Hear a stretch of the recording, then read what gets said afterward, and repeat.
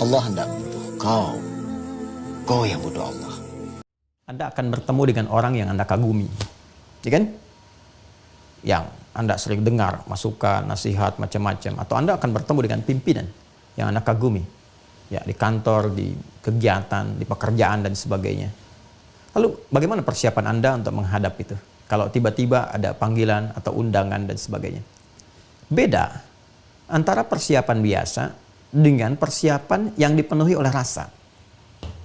Jadi kalau rasa itu ada, rasa kagum, rasa hormat dan sebagainya, itu persiapannya akan lain. Kan lain. Ya.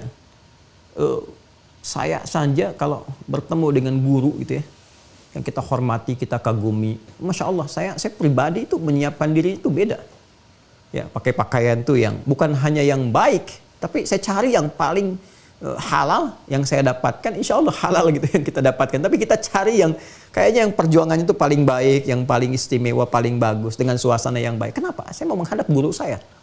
Jadi, pimpinan juga kalau ada di pekerjaan, institusi dan sebagainya, mau menghadap itu kan beda rasanya. Kalau ada rasa kagum, ya apalagi hormat yang kita tahu ini akan memberikan arahan dan sebagainya dari pimpinan itu, maka cara menghadapnya akan lain.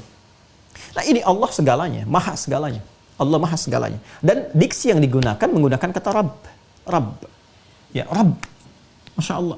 Rabb ini kan puncak segala perhatian, pemberian, perawatan dan sebagainya. Mengandung sifat rububiyah itu. Ya, mengabulkan doa. Makanya saat kita meminta kan menggunakan kata Rabb. Rabbana, Rabbana, Rabbana. Rabbana zalamna anfusana. Rabbana la tu'akhidna in nasina wa akhtana. Rabbana atina fid dunya hasanah fil akhirati hasanah wa qina adzabannar. Rabb. Yang merawat semesta alam. Alhamdulillahi rabbil alamin. Yang kita memiliki perjanjian dan komitmen, alastu bi rabbikum qalu bala syahidna. Itu yang digunakan kata-kata itu. Supaya memberi kesan apa? Kata Allah itu, kamu sekarang akan menghadap kepada yang selama ini merawat kamu. Ya kan? Menyehatkan kamu, menyembuhkan kamu saat sakit. Mengabulkan apa yang mau kamu minta, memenuhi hajatmu. Nah, rasakan itu, ini rasa, bukan fikirkan, rasakan itu.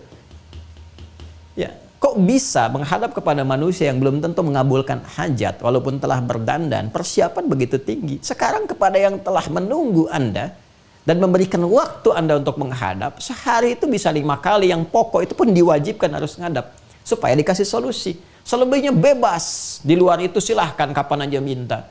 Di waktu duha silahkan, di malam hari tahajud silahkan. Itu menggunakan kata Rabb. Seharusnya kalau itu diterima dengan bahasa kolbu, itu sangat menyentuh kepada jiwa. Harusnya menyentuh kepada jiwa. Ini saya menghadap kepada yang telah memberikan segalanya untuk saya. Bahkan manggilnya pun luar biasa, ditegaskan dalam iqamah kan. Ya Allahu Akbar, syahadu an la ilaha illallah, syahadu anna Muhammadar Rasulullah.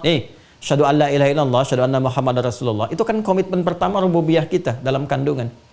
Ya, yang Quran surah ke-7 ayat 172 itu. Wa idh akhadha rabbuka min bani adama min zuhurihim dzurriyyatahum wa asyhadahum syahadat ala anfusihim alastu bi rabbikum rabb qalu bala syahidna. Makanya kalau orang sadar itu, merasakan dengan jiwanya sepenuhnya dan mendengar syahadu an la ilaha illallah, itu bisa diam terpaku. Ya, kayak di penutup surat An-Naba itu, begitu di akhirat semua berbaris. Ya, illa la yatakallamuna illa man adzina lahu rahman. Ya, enggak ada yang bicara, enggak ada yang semua berbaris, khusyuk, merasakan sifat itu. Tadi dunia itu kita berlatih berbaris saf, ka'annahum bunyanun marsus dan seterusnya. Ya, itu ke dalam jamaah. Itu kalau dengar itu, orang yang bisa merasakan tuh dari awal sudah bisa mengalir air mata tuh. Ya Allah, kurang pengabdian nih. Nuntut banyak rahmat, nuntut banyak pengabulan, nuntut banyak minta ini itu. Sementara dikasih belum disyukuri. Belum disyukuri udah minta yang lainnya. Ya dosa saya Allah, banyak salahnya. Dan kita mendengar syahadu an la ilaha illallah, syahadu anna Muhammadar Rasulullah. Ada kerinduan pada Rasulullah SAW. Cek lagi keadaan diri kita. Hayya 'alas shalah, yuk siap salat. Hayya 'alal falah, untuk kebahagiaan kamu.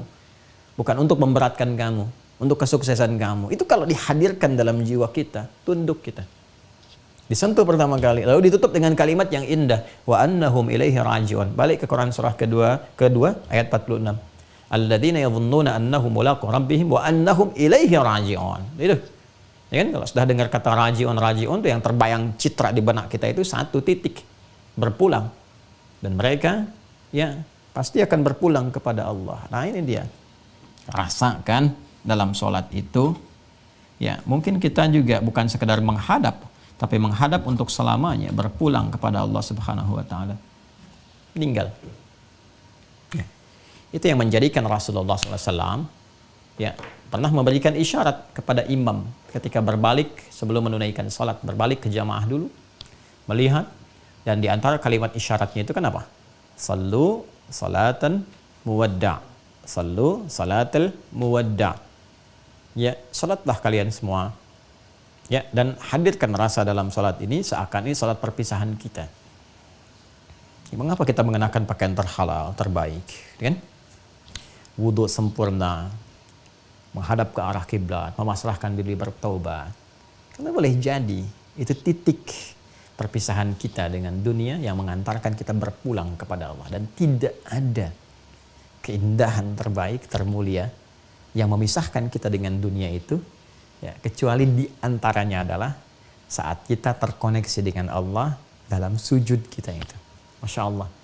Ya, dalam ruku kita, dalam sholat kita, itu keadaan terindah. Di antara keadaan terindah yang menjadi kepulangan seseorang dalam keadaan husnul khatimah. Itu. Jadi rasakan dalam sholat. Jadi kalau ada malas-malas dan sebagainya, rasakan ini mungkin saya meninggal saat ini. Ya, kan adzan itu kan panggilan, dipanggil. Yang panggil siapa? Allah lewat suara muadzin. Mungkin dipanggil untuk selamanya. Ya, Bapak X dipanggil Allah, dia sudah berpulang. Nah, kita ini 5 kali diingatkan, hei kamu kan nggak tahu di titik mana kamu pulang. Maka itu perbaiki keadaan jiwa. Ya, ditakdirkan masih berjalan ajal dalam sholat, ya minta solusi, minta bimbingan supaya saat pulang kapanpun siap. Qadar Allah bisa terjadi dalam sholat pun kita pulang. Kalau suasana yang dihadirkan dalam sholat, merasakan, ya itu akan beda. Taubatnya akan berbeda, istighfarnya akan lain, tasbihnya akan lain, tahmidnya akan lain. Nah, begitu kemudian dirasakan suasana itu adalah kepasrahan, ketundukan, kerendahan, kehinaan, dzillah, ketakutan yang proporsional, yang mengharapkan ridha. Ketika puncak itu datang, tenanglah batin kita itu. Nah, ketenangan itu yang disebut dengan sukun, sakinah. Sakinah ini yang mengantarkan pada tumakninah. Makanya kalau orang-orang sudah awalnya itu tenang, nyaman, maka ketika dia ruku pun tenang gitu. Nggak buru-buru, baru ruku langsung naik. Tenang. Itulah tumakninah. Ketenangan yang dilahirkan dari kehusyuan dalam proses ibadah.